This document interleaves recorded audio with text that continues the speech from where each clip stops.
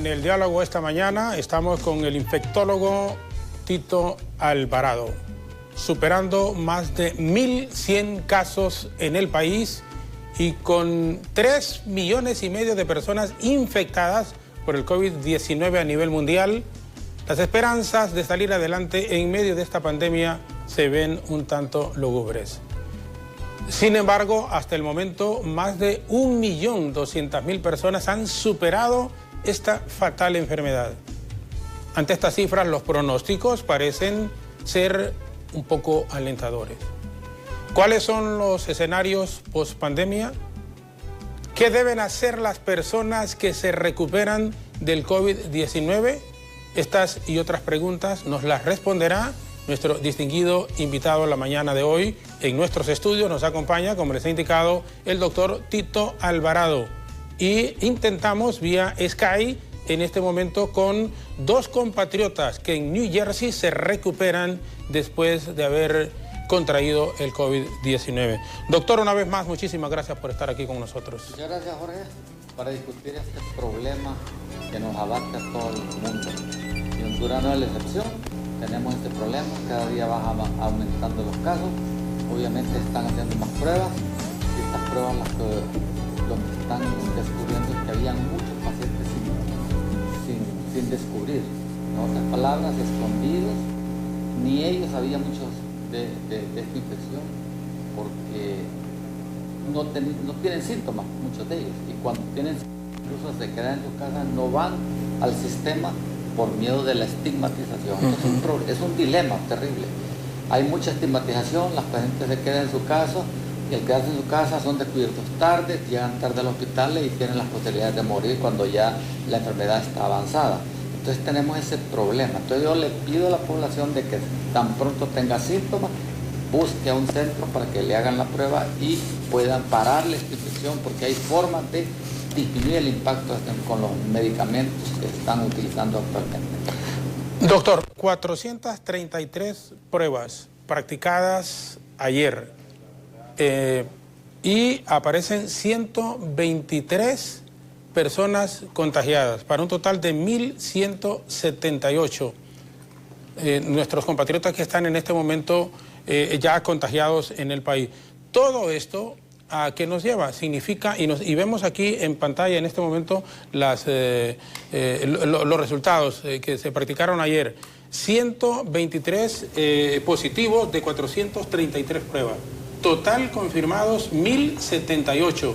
83 personas muertas y 122 recuperados. Lo que usted nos apuntaba cuando estábamos en el cambio, al momento de entrar, en el sentido de que a más pruebas, más personas contagiadas van a ir apareciendo en el país. Indudablemente. Tenemos aproximadamente, a partir de hoy estamos viendo de que 20 a 30% de los pacientes están aumentando y eso va a seguir aumentando porque estamos en la curva ascendente acelerada y estos pacientes que están siendo descubiertos generalmente son en los focos donde hay más transmisión de la enfermedad, que es la región de Cortés y alrededores. Entonces estamos en un problema serio. Y el área de Tegucigalpa no es que no hayan casos, es que no se estaban haciendo las pruebas o las pruebas estaban haciendo en muy poca cantidad, de tal manera pues que van a ver ustedes que como Tegucigalpa tiene casi el doble de la población de San Pedro Sula, van a ver bastantes casos en nuestra región y se están viendo en el área donde originalmente se hacían, por el área de la Carrizal y todos los sitios aledaños. Obviamente esto también está asociado a que nosotros los hondureños no respetamos los toques de queda, las recomendaciones no las seguimos y siempre creemos de que la enfermedad no nos va a dar a nosotros y no seguimos las recomendaciones y hay muchos pacientes en las calles, no respetan el toque de queda. Doctor, no respetamos el toque de queda y me lleva lo que usted ha dicho en este momento a la siguiente interrogante. Tenemos conocimiento que hay la gran mayoría de las alcaldías de Francisco Morazán y de Olancho no van a seguir ya las indicaciones de SINAGER. ¿Qué nos espera entonces? colegimos, obviamente, que los alcaldes van a tomar sus propias decisiones, pero esto puede ser contraproducente, esto puede ser negativo al esfuerzo que se está haciendo como para poder controlar el COVID. La impresión que tengo al no seguir las recomendaciones de SINAGER es que van a hacer su propia agenda, y esa agenda va a ser en abrir el área o tratar de en abrir los sitios y no seguir las recomendaciones, y eso va a ser terrible. Olancho, si bien es cierto, casi no tiene casos, pero eso no quiere decir que no pueda tener.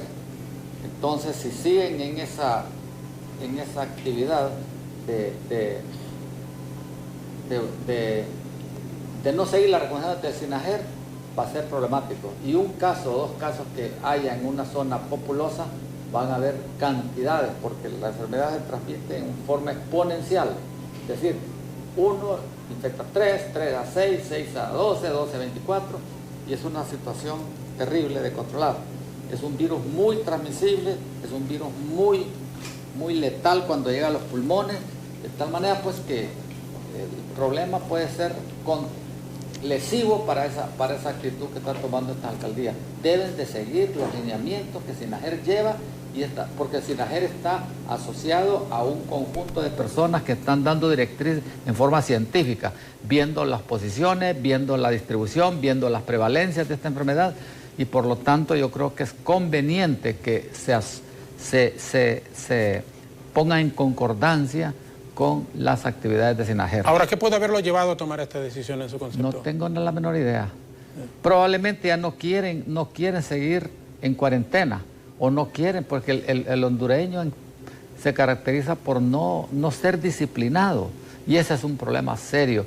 Y el problema es que en nuestro país, si bien es cierto, tenemos este coronavirus, esta pandemia, pero Honduras no lo está peleando con esta pandemia. Acuérdense, tenemos 11,000 y pico de casos de dengue, hay 9 muertos, hay influenza, hay cantidad de pacientes que ocupan hospitales por accidentes de tránsito, por violencia. Entonces tenemos ese serio problema. No solo es el coronavirus vino a agravar la situación, y agravar la situación de los hospitales. Por eso es que la mortalidad en estos países es mucho más elevada, porque no hay forma, no hay ni camas, no hay ni insumos necesarios en las terapias intensivas, ni camas en las terapias intensivas suficientes. Entonces todas esas condiciones de precariedad nos llevan a tener altos niveles de mortalidad, y eso la gente tiene que entenderlo. Y ese es el problema, de que no entiendo mucho cuál es la racionalidad de estas actividades, y sobre todo personas que dirigen un municipio deben ser muy conscientes de la situación. Yo siempre pongo el ejemplo de un alcalde que está en la zona norte, que está en Villanueva. Ese muchacho es muy activo, lo conozco muy bien, pero da la casualidad que además de ser alcalde es médico, y él entiende, Walter Perdomo, es un muchacho que muy consciente de la situación y hace todo lo posible porque su municipio se mantenga lo más sano posible. Obviamente, las condiciones de hacinamiento de sus maquilas le hace lesivo el tener el problema. De tal manera, pues, que yo insisto a los señores alcaldes de esos municipios que no quieren seguir la recomendación de SINAGER, que lo hagan por el bien del pueblo.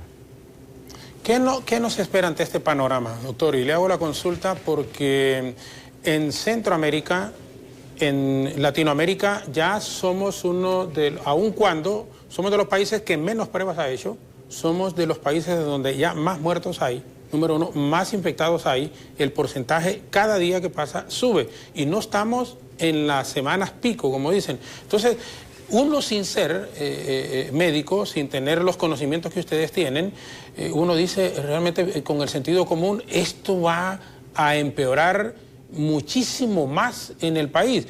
Pero técnicamente, ¿ustedes cómo lo están manejando y qué visualizan a futuro, a corto plazo en el país? Imaginen qué condiciones más terribles para nuestro país. Por un lado, no se hacen la suficiente cantidad de pruebas.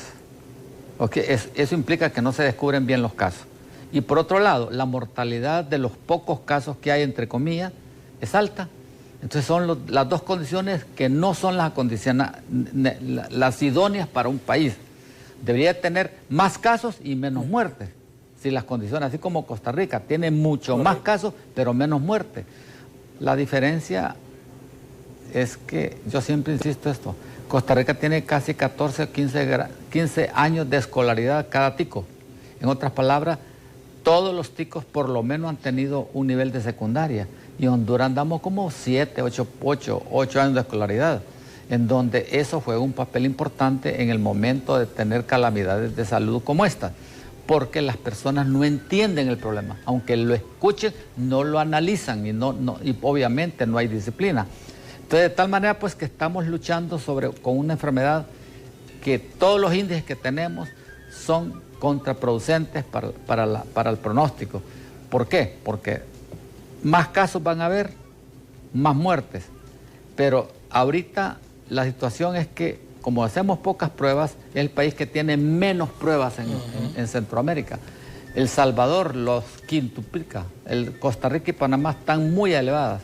De tal manera pues que hasta ahorita 3.000 y tantas pruebas desde que la pandemia inició hace un mes y medio. De tal manera pues que las condiciones son terribles porque no sabemos la expansividad de este virus y las prevalencias mucho menos. Por lo tanto, las decisiones que puedan tomar, sobre todo para guiar a la empresa privada, es decir, en este sector se pueden ablandar el confinamiento, en este sector puede aumentarse el confinamiento. No se le puede decir en forma científica porque necesitamos esa proyección y esa proyección está basada en hacer las pruebas, porque el diagnóstico clínico no se puede. Ningún médico va a hacer diagnóstico clínico en un ambiente donde tenemos dengue, tenemos influenza, tiene que ser basado en pruebas. Doctor, antes de ir a New Jersey con nuestros invitados también, que tenemos allá una pareja, Ever y Reina, le hago la siguiente pregunta ahí siempre. ¿Por qué en otros países, aquí de Centroamérica, para no irnos tan largo, sí se han hecho pruebas muchísimo más que las que se hacen en nuestro país? Bueno, la respuesta total no la tengo, pero hay factores que han condicionado esto. Costa Rica, Panamá, tengo entendido, desde el principio se prepararon. Y creo que El Salvador ni siquiera no tenía casos. Cuando ya estaban ellos. Ya estaba sobre la jugada, ya estaban. Y nosotros empezamos tarde. Y de remate ocurre la desgracia de comprar pruebas y con un faltante de un reactivo. Sí. Imagínense cómo es compra usted un carro sin llantas. Entonces no se puede. Entonces hubo unos kits que eran necesarios para hacer las PCR, que aparentemente un error a saber de quién, a saber si fue, no entiendo yo. Sí. Entonces vino con eso y ahora se llevó al momento en que conseguir esos kits ha sido difícil, porque todo el mundo está tratando de buscar, porque la pandemia en todos los países, y todos los países están compitiendo, haciendo cola para conseguir reactivos, conseguir las máquinas, etcétera, etcétera. Y entonces empezamos tarde y con esos problemas logísticos imperdonables, entonces eso podría explicar la cantidad. Fíjate que tenemos 276.000 PCR ahí y no las podemos procesar porque faltan los benditos kits que están viniendo a cuentagotas, porque esos kits a lo mejor fueron utilizados por otros países en forma expedita. Y entonces esa descoordinación y esa falta sería negligencia, no hay para dónde. Entonces es de las condiciones que no debieron ocurrir. Por lo tanto, estamos en ese problema. El infectólogo Tito Alvarado nos acompaña aquí en el estudio y en este momento vamos a hacer un enlace vía Facebook con una pareja de compatriotas que tienen más de 20 años de residir en los Estados Unidos, en forma específica en New Jersey. Ambos son oriundos de la zona sur de nuestro país. Él trabaja con maquinaria pesada, su esposa en el área de la salud. Hoy nos van a contar su experiencia ante este virus que han vivido. Ever y Reina, muy buenos días, y aquí en el estudio les escucha el doctor Tito Alvarado. Muy buenos días. Muy buenos días. Un gusto de escucharlo.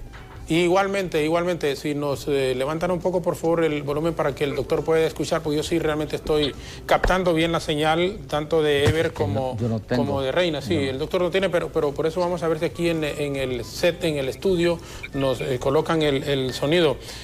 Ustedes recién han salido, entiendo, de lo de esta pandemia que les había afectado a ambos, entiendo. Correcto, sí. Hace ya casualmente 2 semanas que yo estuve ingresada en el hospital por 5 días, mi esposa no, pero ya tenemos vamos para las 3 semanas de estar libre de todo, de lo que es fiebre, dolor de cabeza y cualquier otro malestar. Gracias a Dios, pues salimos bastante bien de este caso. Sí. Hace 3 semanas, doctor, dice, ellos han salido de este problema del COVID. New Jersey, es importante acotarlo en este momento, es, junto a su ciudad gemela, Nueva York, las 2 ciudades más afectadas en los Estados Unidos. Ever y Reina, los felicito porque salieron de una enfermedad terrible. Mi pregunta es, ¿ustedes tienen alguna enfermedad concomitante? Es decir, no son diabéticos, no son hipertensos, no tienen alguna enfermedad que los... No, gracias a Dios no padecemos de ninguna enfermedad. Yo lo que tengo problema es con la tiroides. Pero tengo la mitad de la tiroides y la mitad de la paratiroides. Eso es todo, pero gracias a Dios hemos salido de esto. Dios nos dio nueva oportunidad y estamos muy felices. Si Dios quiere, vamos a volver a ver a nuestras familias. Pues tuvieron suerte porque realmente al no tener eso les favoreció bastante. Porque las personas que tienen coronavirus y tienen esas comorbilidades son las que tienen un problema serio. ¿Y qué? ¿Los llevó a estar hospitalizados o solo fue en casa? Bueno, mi esposo sí estuvo hospitalizado por 4 días.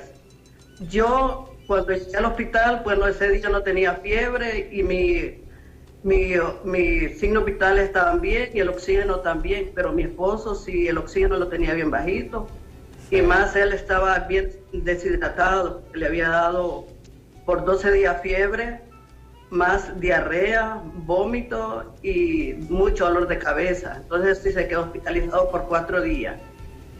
Yo solo estuve unas horas y regresé a casa a pasar mis días aquí en la casa con mucho dolor de cabeza, la fiebre, diarrea, vómito, me dio conjuntivitis, bueno, de todo nos dio.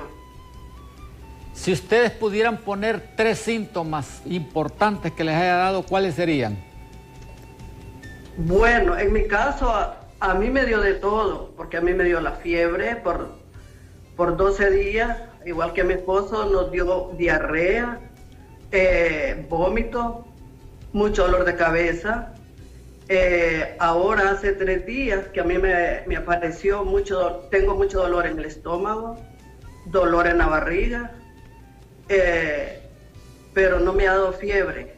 He vomitado también y ayer fui con mi médico y entonces él me recetó que tomara muchos los probióticos y me dio otras clases de medicina porque cree que los antibióticos me dañaron las bacterias buenas de mi estómago. ¿Les dio dolor de garganta fuerte? Muchísimo. Mucho garganta, ¿va? Sí, y una tos seca. Sí. Eso es característico. Tos seca, dolor de garganta y dolor de cabeza serio y fiebre. Son los 3 síntomas más frecuentes de esta enfermedad. Fiebre bastante, dolor de cabeza y el dolor de garganta, porque ahí se está reproduciendo mucho el virus en cantidades enormes. Sí, correcto. Les dieron por casualidad hidroxicloroquina. Ese fue el tratamiento que nos iniciamos nosotros, hidrocloroquina. Ajá. Y otra medicina que vino junto a ella. Acitromicina, Acitromicina, exacto. Acitromicina y hidroxicloroquina. Exacto, esa misma. Esos son medicamentos importantes porque al iniciarlos les disminuye la producción la reproducción de ese virus a nivel de la garganta, porque se está reproduciendo ese virus en una forma horrible.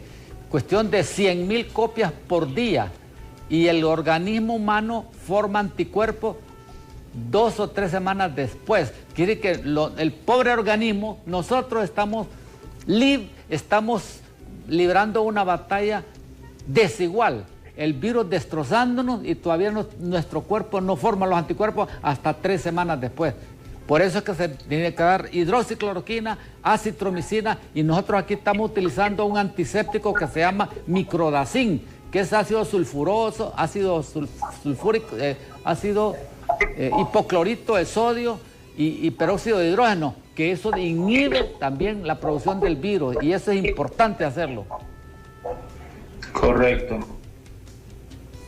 Sí, realmente esa enfermedad es destructiva y mortal. Le digo, las personas que no han experimentado esa enfermedad muchas veces lo toman como juego, pero esa enfermedad significa muerte completa.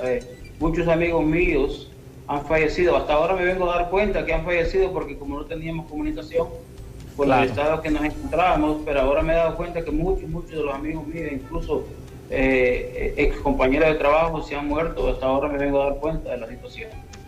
¿Usted de qué parte del sur son? Somos de Choluteca. Mi esposa es del barrio El Estadio y yo soy del barrio, bueno, anteriormente se llamaba Aterrizaje. Va. Sí, yo soy del departamento adyacente de Valle, de Nacaome. Ahora, sí. Ahí en New Jersey hay un hermano mío que me estaba diciendo que están bastante bien. No sé si lo conocen, Carlos Arauz. Carlos Arauz. Sí. Sí, yo lo he escuchado, pero no.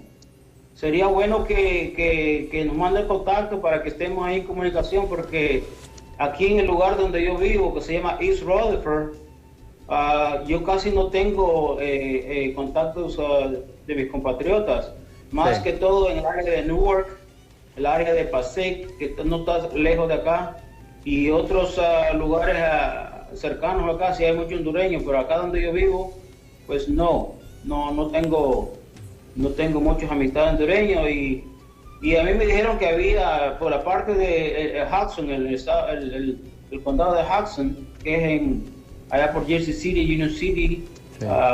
North Berkeley y todo eso, ahí sí también hay muchos hondureños. Claro. Sí. Doctor, yo quiero aprovechar, disculpe por favor, que está don Ever y doña Reina en este momento en comunicación.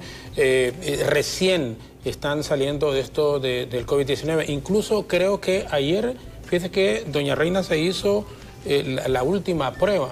Entonces, ya saliendo de todo esto, mi consulta en forma puntual a usted para explicación a ellos. ¿Existe la posibilidad de nuevo de poder contraer el virus una vez que a ellos se les han dicho que están libres, pues que no tienen COVID-19? Ok. Ahorita ellos, me imagino, al darles de alta, ya le dieron la segunda prueba de PCR y les salió negativa. Tuvieron que hacerlo para decirle, usted ya está exenta del virus, pero su cuerpo tiene anticuerpos neutralizantes, son anticuerpos que le van a proteger a usted. El problema que tenemos actualmente es que no sabemos qué tan prolongada esta protección, porque la enfermedad tiene apenas 2 meses y medio o 3 meses y no sabemos. Ahorita la infección no la van a adquirir nuevamente en este momento. No sabemos qué pasará después de meses o años, pero en este momento ustedes están exentos de ese virus, de esa enfermedad. No van a tener la enfermedad en este momento. Sus cuerpos tienen anticuerpos suficientes para protegerlos, anticuerpos neutralizantes, nosotros les llamamos así. El problema es que no sabemos si el otro año van a estar ustedes nuevamente con la infección o puede haber reinfección de su virus, que es lo menos probable. ¿Pero hay un tiempo aproximado que tarda este virus de salir del cuerpo o se queda, como dicen, en reposo? Sí, normalmente después de 2 o 3 semanas ya no hay virus en el cuerpo, ya no hay virus. Si la prueba de PCR de control fue negativa, haciéndole los hisopados de orales, de garganta y de nariz, de nasales, si no hay evidencia del virus es que ya no lo tienen. Y al no tenerlo, lo que tienen son anticuerpos que lo han destruido. De tal manera que lo que tienen son formas de protección. Entonces ahorita, a ver cuánto les dura. Normalmente, cuando hay una virosis de ese tipo, son varios meses, pero no sabemos si eso lo va a proteger por el resto del año o el próximo año. Eso es lo que no se sabe. Necesitamos tiempo para hacer esos estudios, para ver qué es lo que pasa con la inmunidad después de que le ha ocurrido la enfermedad a una persona. Haciendo un agregado a la respuesta que está dando el doctor en este momento, doña Reina y don Ever, ¿cuándo se hicieron ustedes la segunda prueba de control? Yo fui al médico y lo que me hicieron fue un examen de sangre y me hicieron un electrocardiograma, porque según el doctor, pues, estoy bien decaída, si camino mucho, me canso. Y nos mandó a tomar aspirina, porque el doctor dice de que esa enfermedad ataca mucho la sangre, la coagula, o la pone espesa y hace coágulos. Sí. Sí, es que ahora hay un buen nuevo conocimiento de cómo afecta el virus en el cuerpo. Ya después de las autopsias que se hicieron en Estados Unidos de personas que habían muerto y en Italia, ya se sabe más o menos cuál es el problema por cual las personas mueren. Y mueren del proceso inflamatorio, de la respuesta inmune del paciente y de los fenómenos tromboembólicos que ocurren. Por lo tanto, cuando se están tratando estos pacientes, están, por ejemplo, el señor Canales, que se ingresó al hospital, me imagino porque tenía una enfermedad más avanzada, y estoy seguro que le han de haber dado anticoagulantes preventivos para que no se llegara a la etapa severa de producción de embolias pulmonares, embolias cardíacas y fenómenos hemorrágicos, que es lo que de definitiva dañan el pulmón y muere la persona. Así es que ese conocimiento es importante en el mundo. Ya no es necesario mucho los ventiladores mecánicos. Los ventiladores mecánicos han pasado en segundo plano. Es importante tratarlos lo más pronto posible con antiinflamatorios, por supuesto, y con medicamentos que disminuyan la coagulación. Y eso se ha mejorado la mortalidad en las terapias intensivas. Doctor, ¿cuál es? De acuerdo. Perdón, disculpe, sí. Reina, disculpe. De acuerdo, sí, los antiinflamatorios y coagulantes, como dice el doctor. Claro. Sí. Doctor, ¿cuál es el mejor tratamiento post-infección de coronavirus?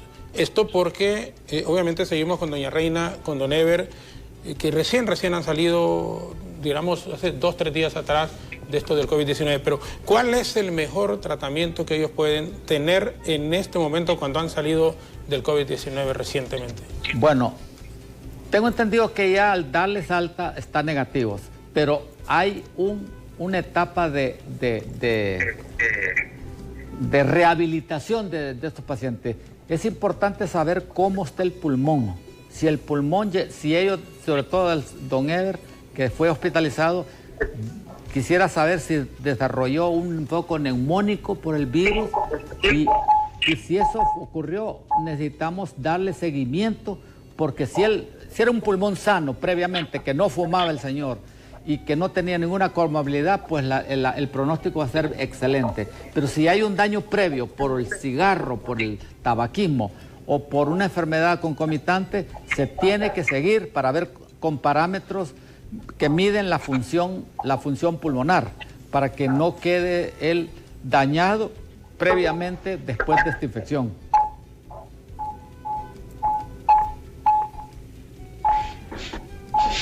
¿Usted no fuma, don Ever? No, nunca he fumado. Yo me considero una persona sana, no tengo otro problema respiratorio, no padezco diabetes, no soy hipertenso. Yo soy una persona básicamente sana, no tengo ni presión alta ni nada. Pues, yo creo que, como dijo el doctor, eso fue lo que me favoreció mucho. Claro que sí.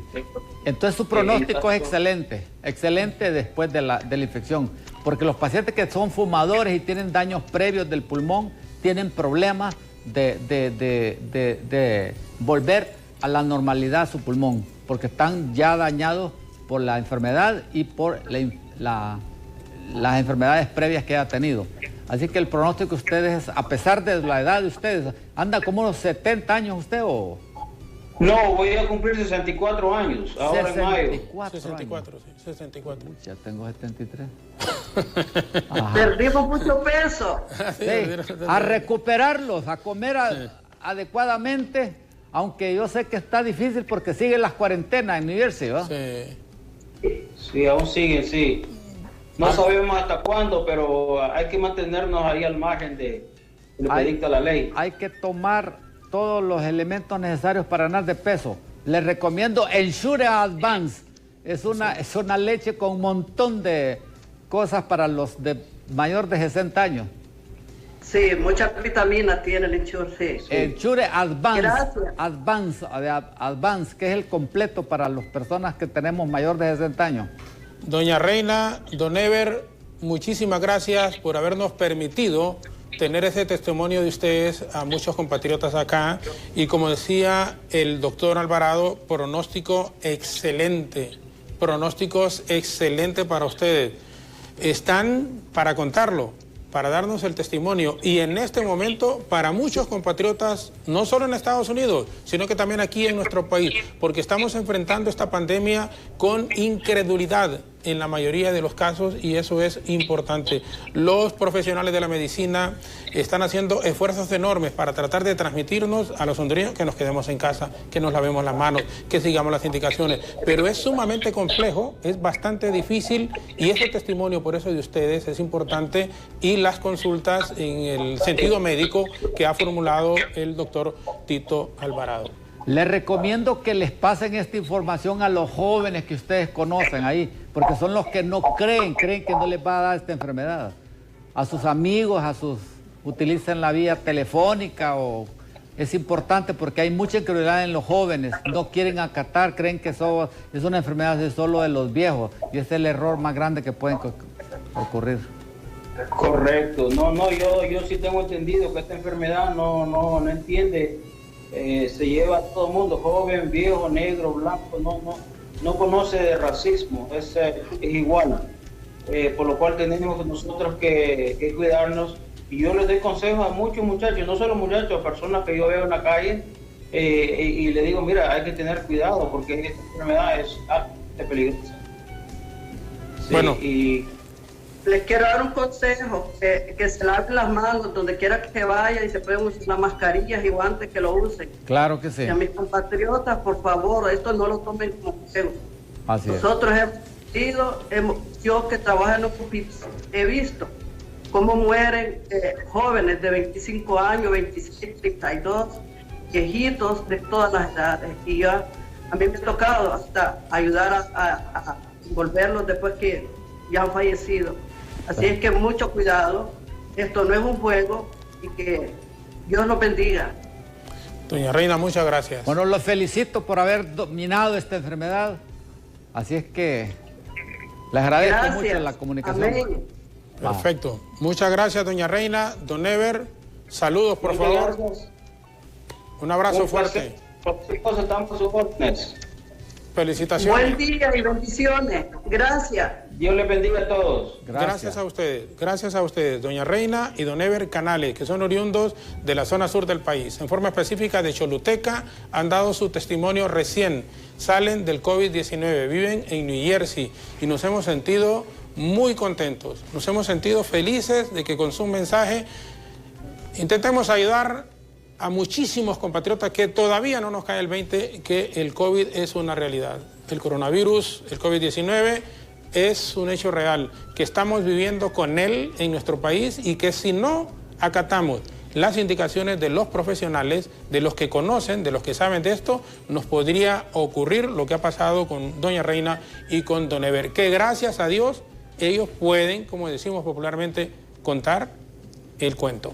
Vamos a hacer una breve pausa, regresaremos con nuestro invitado en el estudio, agradeciendo de nuevo a doña Reina y a don Ever Canales desde New Jersey, que nos han acompañado en esta comunicación vía Skype. Volveremos con el doctor Tito Alvarado, siempre con consultas que tenemos muchísimas de nuestros amigos televidentes, radioescuchas y quienes están siguiéndonos también a través del Facebook. Por ejemplo, don Rigoberto Monestel desde Costa Rica, dice: mis deseos es que sigan, por favor, superando esta crisis de la pandemia. Igual nos está viendo Yesenia Orellana en este momento, Gerardo Ariel Gómez Martínez, Dios les bendiga, guerreros. Son algunos compatriotas, otras personas de varios países. Ana Gisela González, bendiciones, muy buenos días. Oscar Reyes, Omi Tower, como decíamos, desde Cancún, en México, nos está viendo en este instante, y tantas, muchísimas personas que están conectadas con nosotros, que de fondo, insisto, el objetivo como medio de comunicación que intentamos ser responsables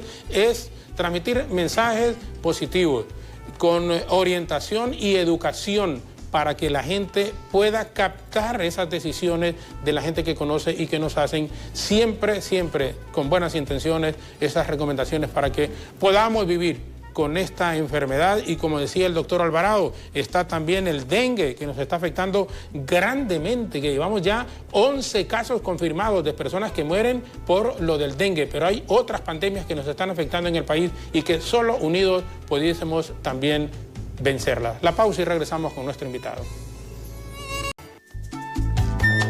El infectólogo Tito Alvarado, que nos acompaña, y hay una buena consulta que la planteaba el doctor y que incluso se la formularon a nuestra compañera Alejandra Rivera. Dice, si hay algún estudio, doctor, de pacientes con dengue y con coronavirus en forma simultánea. Es decir, el dengue, si tengo entendido, entendí bien la pregunta, es que si ha habido una persona que tenga dengue y tenga coronavirus. Sí, coronavirus, correcto. Sí, han habido, claro que sí. Personas que tienen la doble infección, incluso triple con influenza. Eso es terrible. Influenza afectando pulmones, coronavirus afectando pulmones y dengue afectando todo el sistema. Entonces, y sobre todo en una paciente de 60, 70 años, es una bomba de tiempo. Así que sí, claro, han habido, porque si las infecciones están simultáneamente en un sitio, el ser humano puede adquirirlas simultáneamente o consecutivamente. Y ese es un problema serio. No podemos dejar, como le digo, de desatender a personas con dengue. Tenemos ese problema aquí en Honduras, estamos peleando contra el dengue, contra el coronavirus, contra la influenza y en los hospitales con un montón de infecciones que se adquieren dentro del mismo. Así es que es una cantidad de microorganismos que nos están afectando terriblemente. Jacinto Zavala pregunta de San Pedro Sula, y es una pregunta que ya prácticamente usted la había evacuado, en el sentido que si una persona que tuvo COVID puede volver a tenerlo. Es decir, hasta lo que se conoce ahorita hay como 8 cepas de este virus. Creemos que si es infectado por una cepa que llegó al organismo, adquirió anticuerpos neutralizantes, de anticuerpos, inmunidad natural. Pero el problema es que no sabemos cuánto tiempo. Entonces creemos que esta enfermedad, una vez que vino, se va a quedar así como la influenza, que van a haber brotes y rebrotes todos los años. Eso es un escenario. Otra vez que no desaparezca del todo, como el SARS-1, que vino y nunca más volvió. Entonces, son incertidumbres terribles, pero han habido personas que se han reinfectado nuevamente. Creemos que puede ser otra cepa por ahí. Todavía hay mucha información que todavía no es convincente. Por lo tanto, estudios se están llevando a cabo y cuando termine la pandemia, nosotros vamos a tener acceso a una cantidad de investigaciones que nos van a aclarar muchas incertidumbres. Y una de las incertidumbres grandes que hay es cómo queda la inmunidad del ser humano. Si queda inmune para 1 año, para 2 años, para toda la vida, o si vuelve otra cepa que no produzca inmunidad en el ser humano y que produzca exactamente lo mismo. Son incertidumbres que todavía no se pueden aclarar y necesitamos tiempo e investigaciones para un futuro para poder decirle a las personas qué es lo que ocurre realmente con la evolución de esta enfermedad. Más consultas en este momento ahora de nuestros amigos televidentes a través de el 3182-4375. En nuestro medio dice la mayor cantidad de pacientes muertos son jóvenes. ¿Por qué este contraste a nivel mundial? Esa es una excelente pregunta. Vea usted de que la pirámide poblacional, por ejemplo, de Italia, si la comparamos con la pirámide poblacional de Honduras, existen aquí, en Italia existen muchos viejos, después de 60 años, una cantidad enorme de viejos, de mayores de 60 años. En nuestro país, la cantidad de seres humanos que existimos son jóvenes niños y jóvenes, pocos adultos.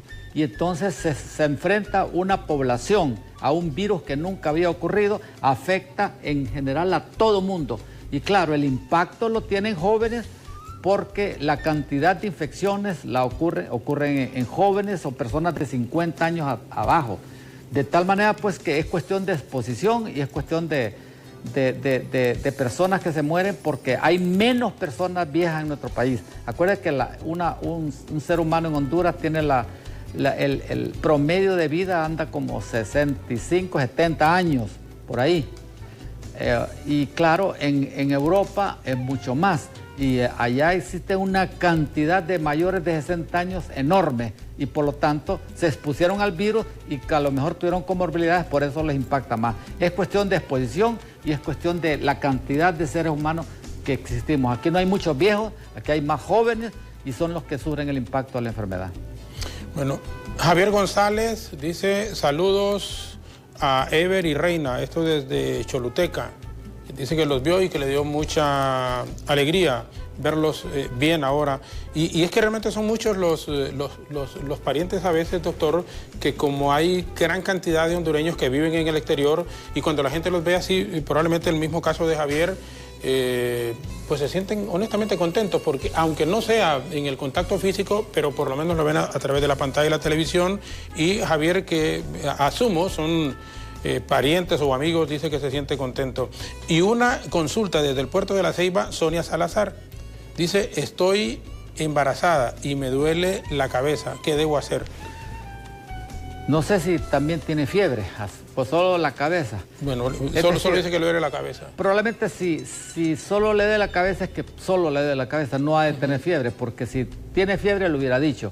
Bueno, dolor de cabeza, hay que ver la razón por qué y no sé si ella tiene consultas prenatales para ver en qué estado de gestación se encuentra y tiene alguna comorbilidad.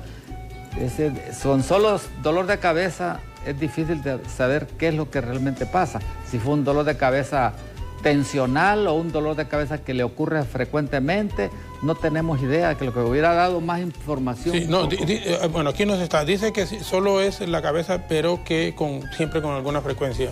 Bueno. Que no le ha dado fiebre. O sea que, otras palabras, no es nuevo ese dolor de cabeza, es viejo.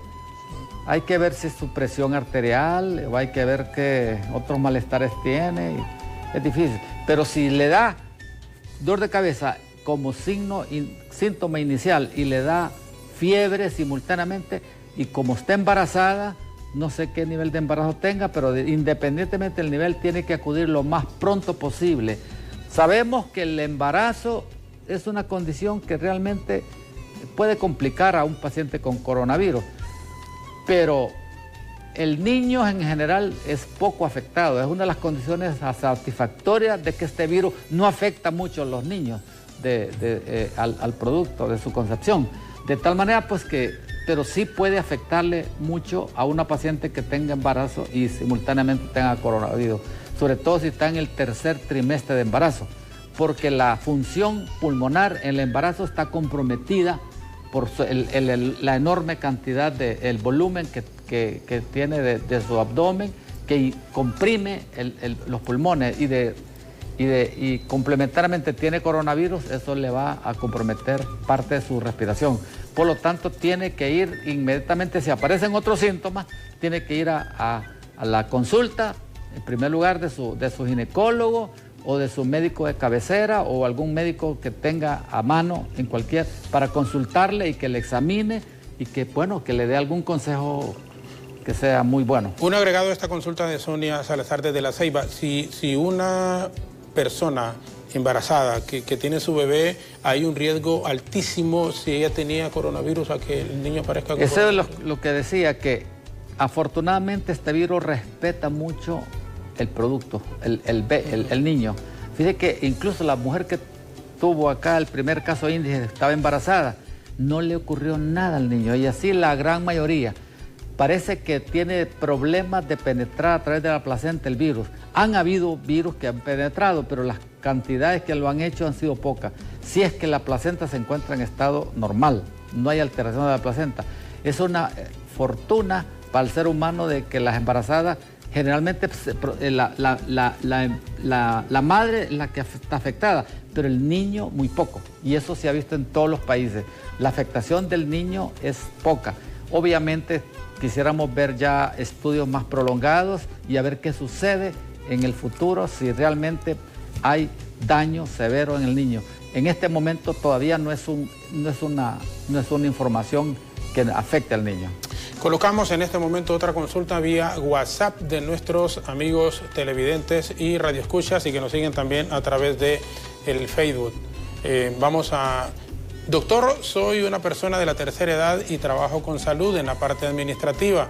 ¿Me debo presentar a trabajar aún con el riesgo que tenemos? Nos ampara la ley, dice, trabajo en un hospital. Solamente que tenga sintomatología. Si tiene dolor de cabeza, fiebre, tos y cree que tenga coronavirus, quédese en casa. La ley lo protege.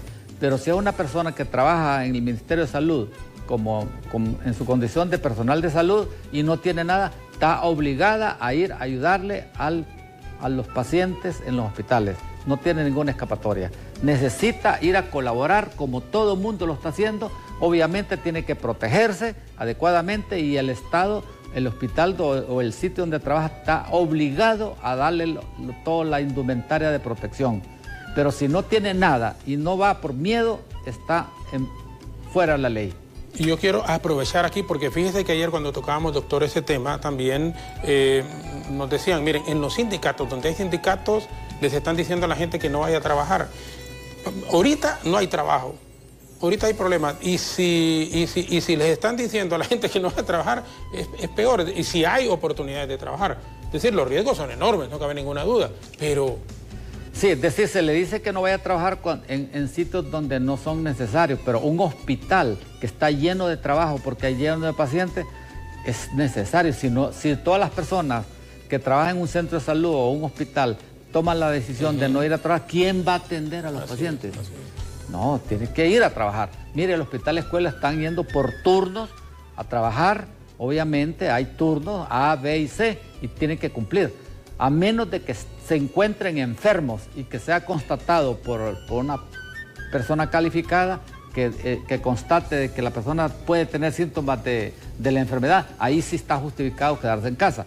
Pero de lo contrario, no. Tiene que ir a cumplir, ayudar a toda esa gran cantidad de recursos humanos en salud que está colaborando. De lo contrario, sería un desastre de que los médicos, las enfermeras, los técnicos no vayan, porque entonces son las personas que están salvando vidas.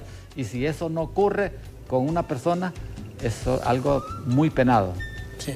Bien, si colocamos 2 o 3 preguntas en forma simultánea, por favor, para ir cerrando ya aquí con el doctor, porque él tiene sus compromisos y nos había indicado con antelación. Buenos días, Jorge, y al doctor Tito. ¿Por qué hay gente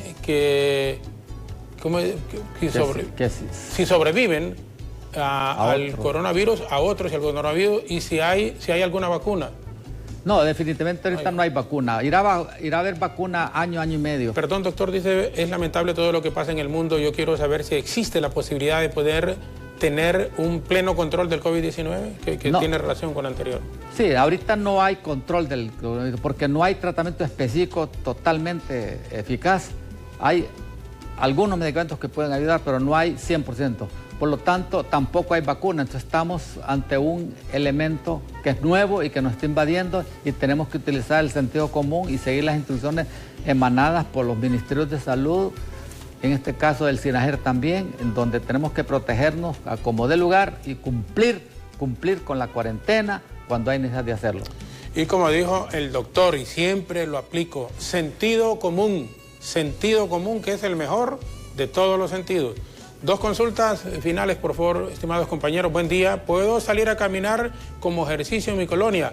Casi no hay gente en la calle. No dé mi nombre. No lo vamos a dar. Y yo, sin ser médico, le digo, sí, brother, salga a caminar. Doctor, ¿o me equivoco? Obviamente, es que salga y salga con su mascarilla. Exacto. Pero camine, brother, haga algo. No se quede, perdónenme la palabra, pero no se quede echado en su casa. Haga algo y ayúdele a su señora. Hay que ayudar en la casa. Claro que sí.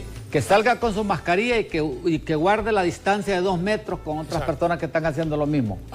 Buen día, los veo desde Villanueva. Tengo una consulta. ¿Qué tipo de alimentos se recomiendan para mejorar el sistema inmunológico? Todos los que pueda alimentarse, lácteos, proteínas, todo.